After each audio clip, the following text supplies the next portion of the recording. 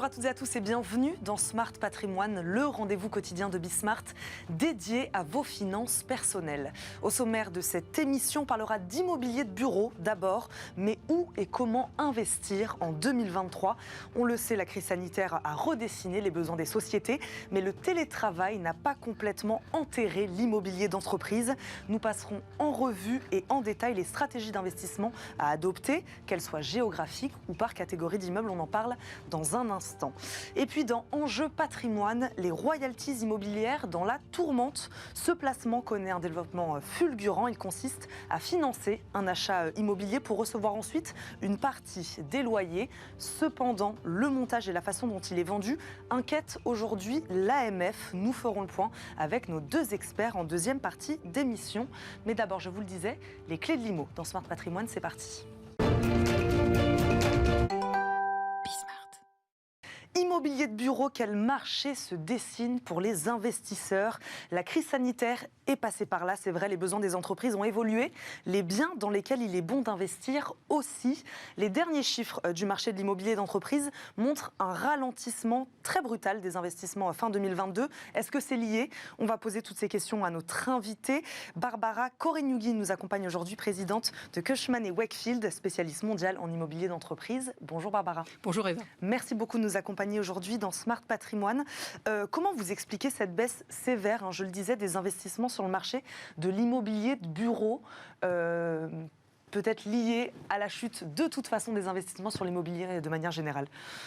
Alors, merci de me recevoir, Eva, d'abord. Donc, je suis présidente de Cushman & Wakefield en France. Donc, Cushman & Wakefield est un leader mondial du conseil en immobilier d'entreprise. Donc, nous sommes une société de 50 000 collaborateurs dans le monde, installée sur 400 bureaux, 60 pays. Et moi, je dirige les équipes françaises. Donc, je vais pouvoir vous parler du marché de l'immobilier d'entreprise en France. Alors, d'abord... Comment vous l'expliquez, cette baisse sur le marché de l'immobilier de bureau ? La première question, ou en tous les cas, la remarque que vous avez faite concernant l'état du marché locatif après la crise sanitaire. La première des choses, c'est que le marché locatif et le marché du bureau n'est pas mort, bien au contraire. En effet, c'est vrai que pendant la crise sanitaire, on a tous pu tester le télétravail et en fait, on s'est rendu compte que finalement, cette crise sanitaire avait fait tomber un tabou et un fantasme. Le tabou du télétravail pour les chefs d'entreprise et le fantasme du télétravail pour les collaborateurs qui se sont rendus compte finalement que le télétravail avait des limites et que nous n'étions pas tous égaux face au fait de travailler à la maison. Donc tout ça pour dire qu'en 2022, en fait, on a eu un rebond très fort des transactions locatives et des prises à bail des entreprises. Ce qui veut dire qu'en fait, le marché locatif des bureaux s'est montré extrêmement résilient. En 2022, la prise à bail, en Île-de-France par exemple, de bureaux, s'est établie à 2 100 000 m², ce qui est un rebond extrêmement fort et ce qui s'inscrit presque dans la moyenne décennale avant le Covid. Ce qui montre bien, d'abord, que l'immobilier... Donc vous parlez de résilience du marché immobilier de bureau aujourd'hui. Oui, une très forte résilience du marché locatif de bureaux. Alors, très polarisé en 2022, puisque 47% des prises à bail se sont faites dans Paris. Donc, les entreprises cherchent de la centralité, parce que leurs collaborateurs veulent de la centralité. Les entreprises cherchent de la qualité dans les espaces de travail, parce qu'aujourd'hui, quand on vient au bureau, c'est parce qu'on veut y trouver quelque chose qu'on n'a pas chez soi. Bon, on va prendre les choses étape par étape. Comment les entreprises, c'est ce que vous avez dit, ont revu leur manière de travailler et d'organiser les espaces. Peut-être qu'on reviendra évidemment sur la géographie, le centre de Paris, on en reparlera évidemment. Voilà, sur la manière d'abord d'organiser les espaces, de quoi ont-elles besoin aujourd'hui ? Est-ce que c'est la fin des grandes surfaces locatives ? Voilà, de quoi ont-elles besoin actuellement ? Alors en fait, les entreprises, elles cherchent des lieux qui vont permettre d'attirer et de retenir les talents qu'elles ont. Le marché de l'emploi est resté extrêmement dynamique. Il ne vous a pas échappé que le taux de chômage reste aux alentours de 7,3%. Donc en fait, contrairement à ce qu'on peut imaginer pour l'instant, il n'y a pas de phénomène de récession économique massif et donc on reste sur un marché de l'emploi qui est dynamique avec une difficulté que nous avons tous, chefs d'entreprise, à embaucher des collaborateurs et donc le lieu de travail est effectivement un des critères importants pour les collaborateurs. Donc, ils cherchent de la centralité, de la qualité au niveau des services qui vont être proposés à l'intérieur des immeubles. Et puis, ils cherchent effectivement des locaux avec des terrasses, une qualité du design intérieur, une offre de restauration extrêmement diversifiée et surtout de l'urbanité autour des immeubles qu'ils vont occuper. Tout ça pour dire que la résilience de ce marché locatif est extrêmement importante parce que qu'est-ce que cherche un investisseur ? Il cherche à investir dans un sous-jacent dont finalement les fondamentaux sur le long terme vont être solides. On pouvait effectivement imaginer que le marché locatif des bureaux ne retrouverait pas toutes ses couleurs et que par conséquent, les investisseurs institutionnels que nous conseillons chez Cushman & Wakefield, on conseille à la fois les utilisateurs et à la fois les investisseurs, eh bien on aurait pu imaginer qu'ils se détournent du bureau. Ce n'est pas vrai. L'année dernière, l'investissement en immobilier d'entreprise a représenté un volume total de 25,8 milliards d'euros. Presque l'équivalent du volume transacté en 2021, qui était de 26 milliards d'euros. La part du bureau dans ce volume transacté par les investisseurs institutionnels représentait 13,8 milliards d'euros, soit 53% des volumes transactés. Donc, on voit bien qu'il y a quand même encore une grande confiance dans l'immobilier d'entreprise. Il reste attractif auprès des investisseurs aujourd'hui. Très attractif, même si on voit bien que dans les stratégies d'allocation de nos investisseurs, ils se tournent et ils cherchent de façon tout à fait juste à diversifier leur stratégie en termes de géographie et en termes de classe d'actifs. Donc, en 2022, par exemple, on a vu un fort rebond de l'investissement en commerce, plus 70% par rapport à 2021, avec 5,6 milliards qui ont été investis en commerce. De la même façon, l'investissement en logistique, en industriel est resté extrêmement dynamique, avec 1,5 milliard qui ont été investis. Donc, globalement, le marché de l'investissement, sur l'année 2022, a été en volume assez stable par rapport à 2021. Par contre, il faut reconnaître que il y a eu un très bon premier semestre et un deuxième semestre où on a été beaucoup plus en repli. Pourquoi ? Les investisseurs n'aiment pas l'incertitude. 2022 a été marqué par des événements que nous ne pouvions pas anticiper. La crise en Ukraine, la crise énergétique et du coup, une forte inflation. Tous ces éléments mis bout à bout font que les banques centrales... Une hausse des taux d'intérêt, c'est ce que je vous disais tout à l'heure. Presque le marché de l'immobilier de bureau est touché lui aussi, de la même manière que le marché de l'immobilier, par cette hausse des taux d'intérêt. Bien sûr, parce que les investisseurs qui investissent dans l'immobilier investissent avec des fonds propres, mais investissent aussi avec de la dette. Or, aujourd'hui, nous n'avons pas, comme en 2008, un problème de liquidité et d'accès au financement. Nous avons par contre un problème de coût du financement qui s'est retrouvé surenchérie de façon extrêmement significative par la politique des banques centrales qui ont effectivement augmenté les taux directeurs pour freiner l'inflation. Le temps passe. J'aimerais quand même, pour ceux qui nous regardent, dites-nous aujourd'hui, quels sont les éléments que tout investisseur doit avoir en tête aujourd'hui lorsqu'il veut investir dans ce type d'immobilier. Qu'est-ce qu'il doit savoir ? Alors, je pense que plus que jamais, la qualité des actifs, elle est déterminante parce que, vous l'avez compris, les utilisateurs des immeubles de bureaux vont rechercher de la centralité, de la qualité. Neuf anciens, on n'en a pas parlé ? Alors, pour tout ce qui concerne les grandes demandes, c'est-à-dire les prises à bail de plus de 5 000 m², 84% des prises à bail se sont positionnées sur des immeubles neufs ou restructurés. Bon. Donc, une fois qu'on a dit ça...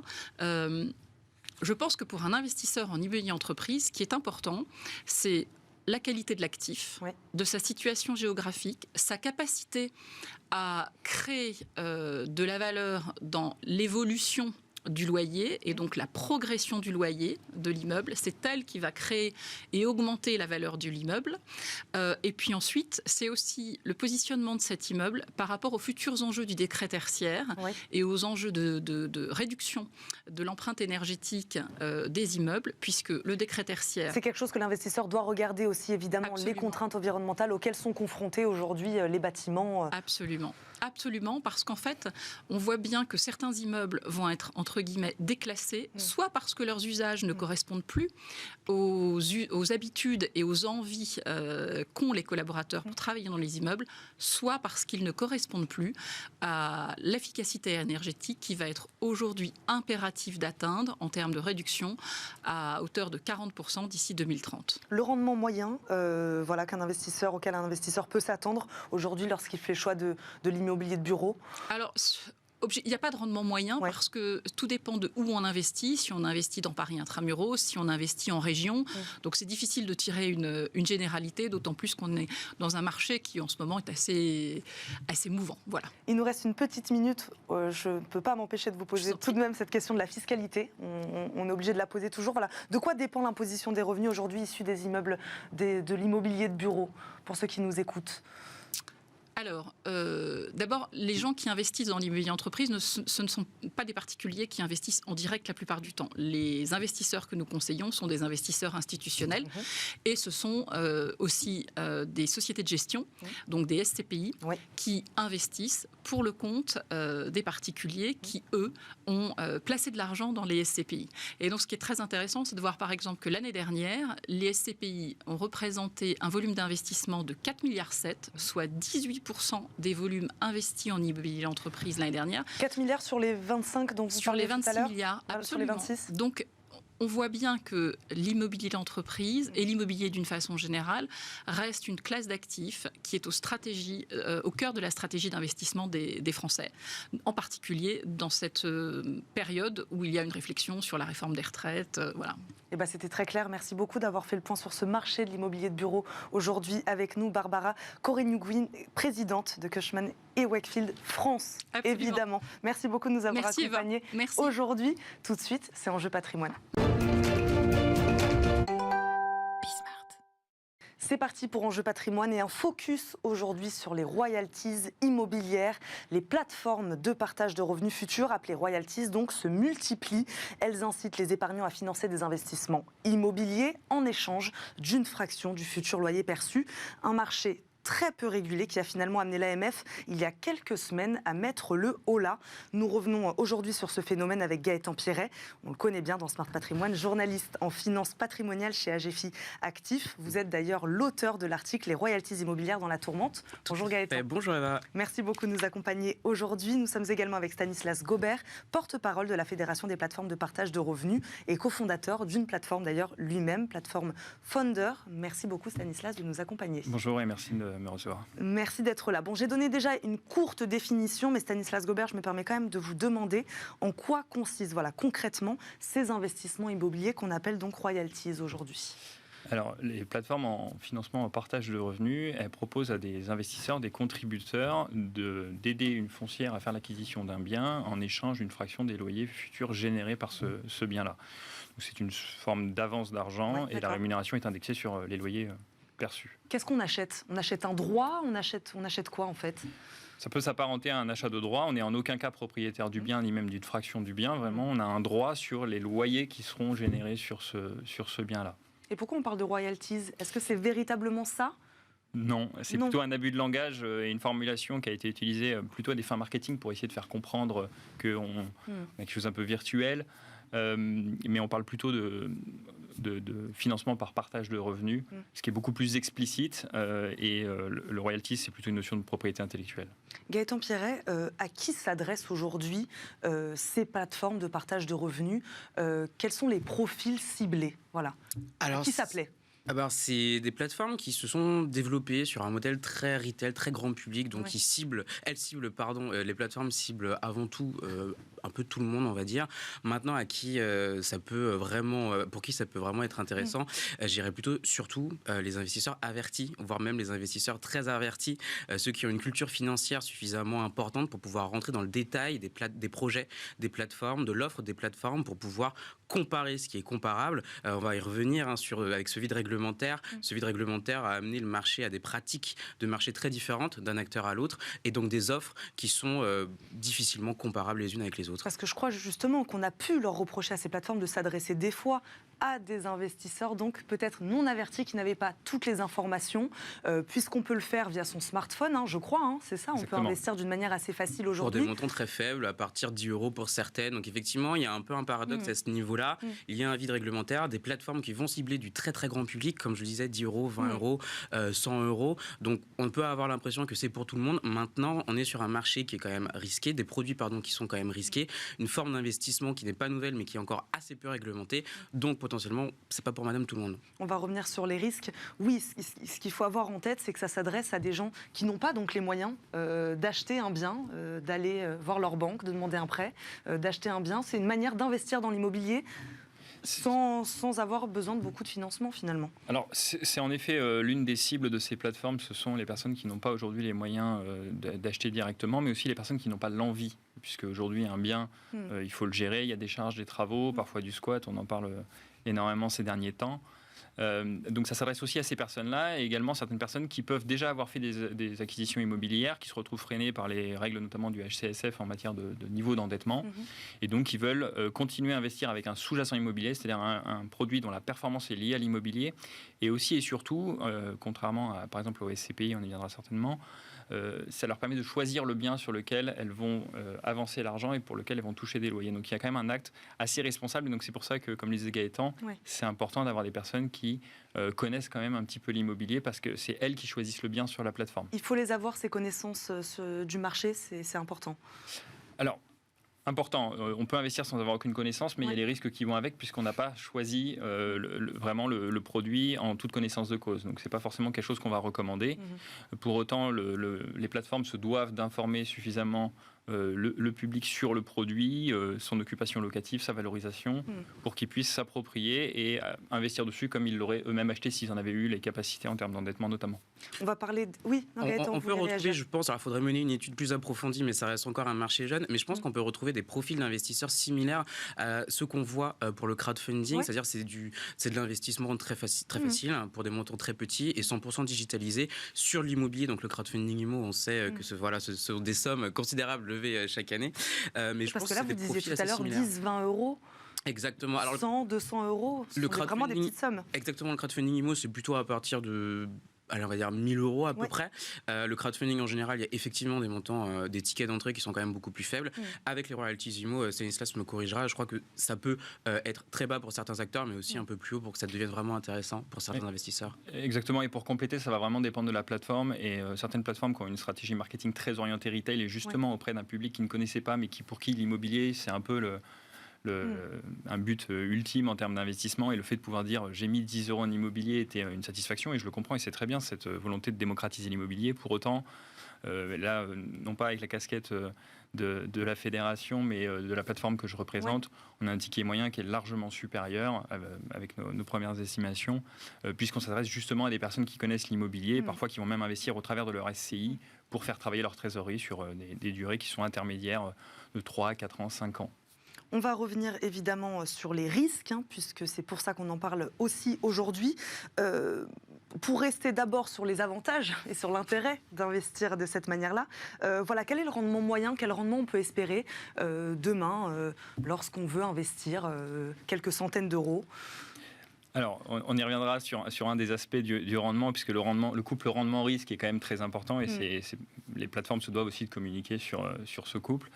Le rendement issu des loyers, puisque c'est une fraction des loyers qu'on touche, peut être entre de 4 à 6, 7% selon les plateformes, selon les produits et les biens sous-jacents au contrat. C'est plutôt intéressant. C'est plutôt intéressant, et également certaines plateformes proposent un partage d'une éventuelle plus-value. Donc je dis éventuelle parce que la plus-value ne sera constatée qu'en cas de vente du bien, évidemment, et à un prix supérieur, mais c'est un peu une petite prime en sortie qu'il peut y avoir, voilà. Quelle fiscalité s'impose pour les investisseurs là, qui se lancent dans l'aventure royalties immobilières ? Alors, étant donné qu'on partage un revenu par rapport à l'argent qu'on a avancé, on est sur des produits financiers et non pas, contrairement à la SCPI, on n'a pas de transparence fiscale, donc on est sur la flat tax. Vous parliez d'un marché plutôt jeune, avec aujourd'hui quelques dizaines de plateformes qui proposent ces royalties immobilières. Voilà, combien de plateformes existent à peu près aujourd'hui alors, sur au le total, marché? je crois qu'il y a une trentaine de plateformes qui existent. Et effectivement, alors vous parliez d'aventure tout à l'heure. Et effectivement, c'est un peu ça. Je pense que le mot qui décrit assez bien le marché, je dirais même, c'est Far West. On a eu, en fait, c'est simple, l'AMF a, comme vous disiez, Bon, voilà, rentrons dans le vif du sujet. 2022. Qu'est-ce qui inquiète aujourd'hui l'AMF? Effectivement, c'est le cœur du sujet. En fait, fin 2022, l'AMF a émis 2 notes, une note publique, une mise en garde même aux investisseurs, en leur disant attention, certaines plateformes, certains acteurs ont des discours commerciaux parfois trompeurs, et 2, il y a quand même des risques à bien prendre en compte. Il y a les risques qui sont liés à la gestion locative, mais aussi au fait que vous avez le statut de créancier de cette plateforme. Et justement, dans une note juridique qu'elle a publiée en parallèle, l'AMF a fait le point en fait sur cette forme de royalties IMO. En fait, jusque-là, les plateformes de royalties IMO faisaient un peu figure d'ovni, de la pierre papier aux yeux de l'AMF. Elles n'avaient pas vraiment régulé, elles ne s'étaient pas vraiment prononcé sur cette forme d'investissement qui existait au demeurant dans d'autres secteurs depuis plusieurs années.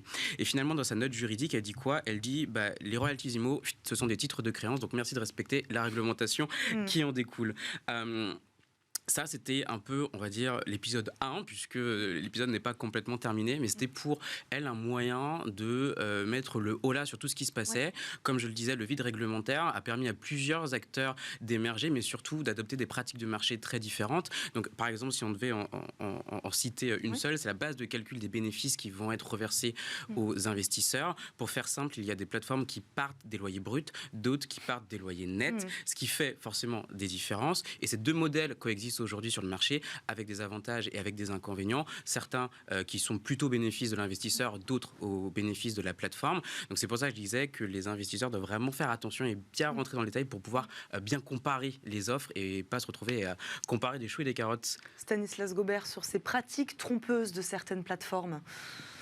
Oui, alors, comme le souligne Gaëtan, il y a un vide réglementaire, mais il n'y a pas de vide juridique. C'est-à-dire que s'il y a des communications trompeuses de la part de certaines plateformes, les autorités, et je pense notamment à la répression des fraudes, peuvent tout à fait s'en saisir et prendre des sanctions à l'égard de ces plateformes qui ont eu ces communications. Notre enjeu avec la fédération, c'est justement d'essayer d'éduquer les plateformes et aussi les investisseurs à ce modèle. Qu'est-ce que c'est que le partage de revenus et la façon dont on communique, notamment sur les risques. Donc les risques, j'ai aucun problème à en parler. Au contraire, il faut en parler. C'est ce qui fera le succès aussi de ce modèle-là, c'est que les risques soient compris. Je vais parler d'un premier risque, qui est le risque de liquidité, sur lequel il y a eu, on le pense, de la communication trompeuse de certaines plateformes, puisque la liquidité, c'est-à-dire que le fait qu'une fois qu'on a investi, on puisse revendre son contrat, n'est absolument pas garanti, et aujourd'hui extrêmement faible. C'est-à-dire qu'il y a très peu de chances, une fois que vous avez fait votre investissement, que vous puissiez le revendre avant la fin de celui-ci. Et certaines plateformes ont expliqué qu'on pouvait revendre à tout moment, puisqu'on avait ce qu'ils appellent une marketplace, une place de marché où on peut mettre en vente. Alors oui, on peut mettre en vente à tout moment, mais non, il n'y a pas des acheteurs à tout moment aujourd'hui sur ce marché. Il faut être extrêmement vigilant là-dessus. Quand vous vous engagez sur un projet, par exemple, qui a un horizon de 4 ans, il faut savoir qu'il y a peu de chances que vous puissiez sortir avant ces 4 ans. Donc ça, c'est un premier risque assez important sur lequel il y a eu des communications hasardeuses. Et enfin, il y a des risques aussi en performance, puisque en s'adressant à un public qui ne comprend pas l'immobilier, alors c'est bien de faire de la pédagogie et de vouloir le démocratiser, on ne comprend pas que parfois les lots peuvent être vides et donc il y a une perte en rendement. C'est-à-dire que vos revenus sont indexés sur les loyers que vous allez toucher, donc s'il n'y a pas de loyer, vous n'avez pas de rendement.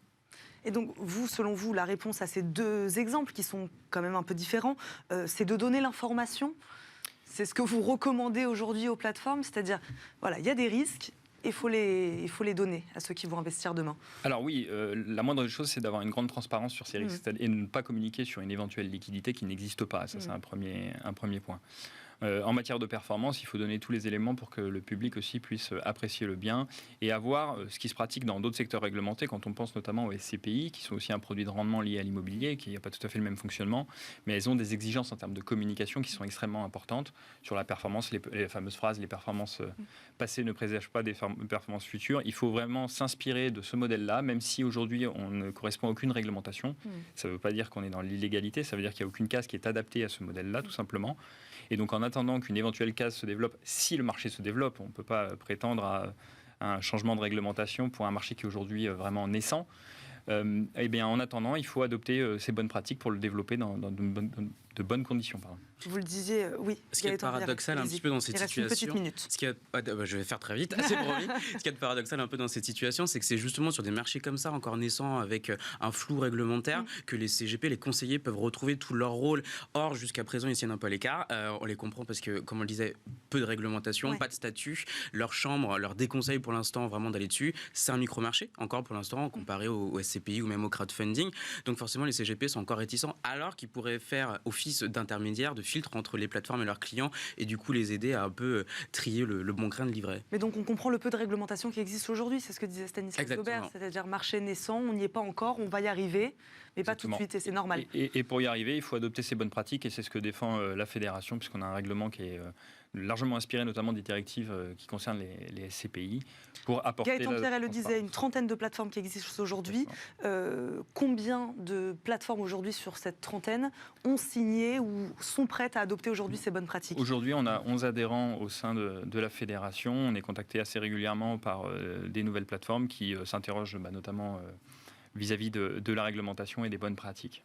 Merci beaucoup à tous les deux d'être venus nous parler des royalties immobilières aujourd'hui sur le plateau Smart Patrimoine. Gaëtan Pierret, je rappelle, vous êtes journaliste en finance patrimoniale chez AGFI Actif. Merci d'avoir été avec nous. Stanislas Gobert, porte-parole de la Fédération des plateformes de partage de revenus et cofondateur de la plateforme Funder. Merci beaucoup de nous avoir accompagnés. Merci à vous de nous avoir suivis. On se retrouve très vite pour un nouveau numéro de Smart Patrimoine. À très vite. Salut.